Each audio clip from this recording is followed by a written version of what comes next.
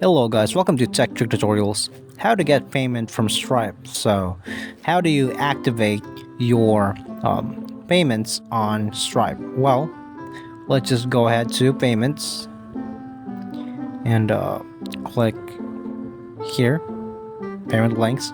You'll be routed here to verify your personal details, and that's it in order for you to get your payments. So in here, let's just go to the date of birth here. We have a street address, so mine is May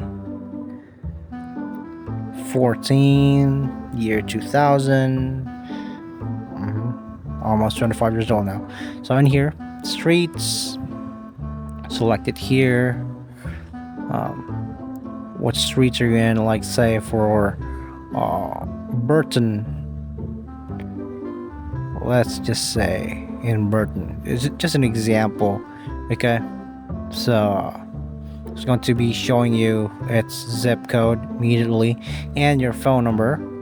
So once you input your phone number here, your 4-digit social security number, SSN, just basically type it in here and click on continue, and that'll activate your payment method. Alright, so that's just basically it, guys. Thank you so much for watching Tech Trick Tutorials, and you guys have a nice day.